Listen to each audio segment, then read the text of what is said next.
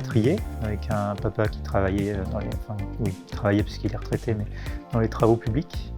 Lui expatrié depuis 83, donc avant ma naissance, en 86. J'ai fait toute mon enfance primaire et collège quasiment dans des lycées français, écoles françaises, etc. Donc au Cameroun, au Gabon, en Côte d'Ivoire et au Mali. Mali jusqu'en 2001-2002. J'ai vu Le Roi Lion à Libreville, dans un grand cinéma du Centre culturel français. Ça fait des souvenirs qui marquent.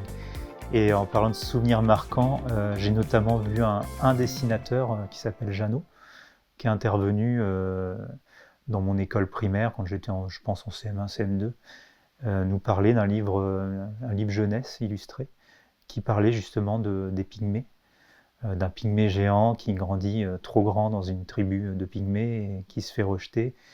Et enfin bref, c'est une très belle histoire. Et je me souviens l'écouter parler et essayer de redessiner en même temps le personnage en direct qui nous avait fait une démonstration au tableau. Et je redessinais.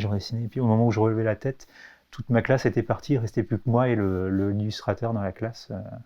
Et je trouve ça assez émouvant de me rappeler ça.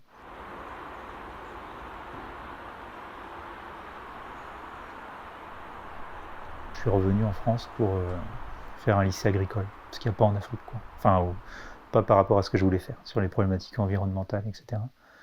Un retour en France où je me suis fait vraiment ma bande d'amis normands, ce qui fait un peu le lien avec mon retour en Normandie. Après, j'ai fait un BTS gestion protection de la nature, cette fois à Arras, donc dans le Pas-de-Calais, pour finalement repartir sur une école d'art à Nantes, donc l'occasion de découvrir d'autres personnes à notre territoire, créer d'autres liens, et enfin, ce que je garde encore aujourd'hui. J'ai déjà multiculturel sur mon enfance, et ça s'est prolongé par mes études, etc. Mais avec un besoin quand même de me poser un moment, pour le coup, Caen, Hérouville, etc. Je trouve que c'est la bonne taille de ville aussi pour avoir connu Nantes, où c'est très foisonnant. Culturellement, c'était super, mais là, on retrouve un peu cette ambiance de village, je trouve, où tout le monde finit par se connaître par le réseau. Là, ça fait quoi? Ça fait faire presque 8 ans qu'on est là. Je commence quand je me balade, à voir un peu le côté village que j'avais avec mon grand-père, par exemple, quand on allait au marché, où tout le monde connaît tout le monde. Voilà, donc je suis arrivé là, et puis avant d'être professionnel de l'illustration, j'étais préparateur de commandes à IF, à l'entrepôt pour les magasins Hull, pour des boulots alimentaires. Et puis ils m'ont donné cette chance-là de réduire mon temps de travail dans l'entrepôt pour me lancer plus dans l'illustration et la BD. Et depuis 4-5 ans, là, j'en vis vraiment. Donc je travaille chez moi, dans mon espace, et puis un peu plus flex sur mes horaires, tout ça.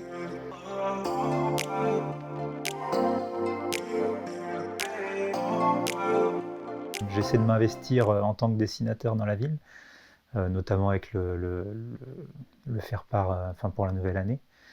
Et puis je suis parent d'élèves, président de l'APE, enfin j'ai quand même plein de choses. J'aime bien être investi là où j'habite, quoi. Nos enfants sont par exemple à Charles-Péguy, où c'est très mélangé culturellement. Et je trouve que c'est une grosse force de cette école-là, où tout le monde s'entend.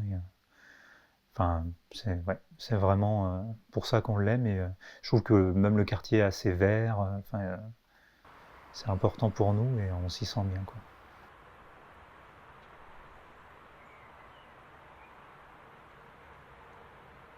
Quand j'ai commencé à être professionnel pour notamment le CPIE, donc un centre d'initiation à l'environnement, la vallée de l'Orne à Caen, donc très dans la nature et tout ça. Et c'est ce qui a amené une scénariste à me contacter. Elle avait très envie de ce côté nature foisonnante avec des fleurs, des oiseaux, etc. Un dessin un peu naïf, et donc on a essayé de travailler ensemble. Elle a démarché de son côté parce qu'elle habitait à Angoulême, donc c'est plus facile. Rencontré à l'occasion du festival le plus important, donc celui d'Angoulême, des éditeurs, et ça s'est fait comme ça. Il y en a un qui nous a dit banco chez Glénat, et puis il nous a accompagnés pour que notre projet soit vraiment pro le plus possible et qu'il puisse lui le défendre en interne.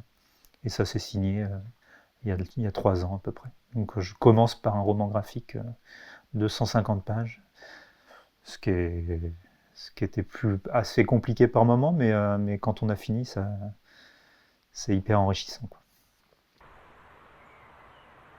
Et entre-temps, j'ai dégoté par démarchage un autre contrat BD chez Milan, donc pour une BD documentaire sur les Iroquois.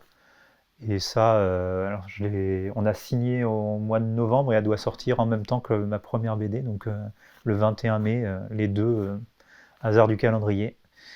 Les deux sortent en même temps et 3 jours après, j'irai les défendre au salon Époque de Caen pour des dédicaces. Donc ça va être chouette. Donc, ma première rencontre avec du public, donc, ça va me sortir de chez moi.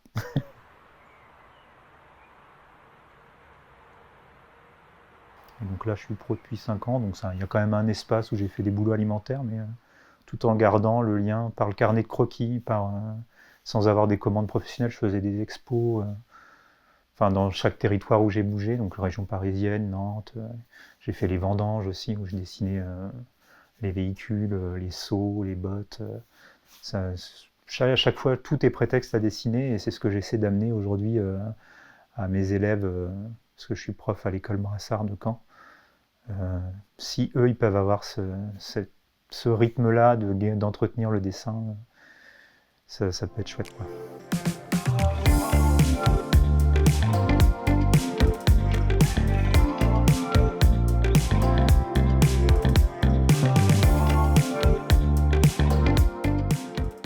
Tout ce qu'on recherche dans une ville, en tout cas à Hérouville, donc c'est assez chouette, assez concentré, même si c'est une ville jeune. Jeune, je veux dire en âge, c'est pas les 1000 ans de Caen, mais on a fêté les 60 ans, c'est ça. Donc il y a encore plein de choses à faire avec cette ville-là, mais en tout cas, on s'y sent bien.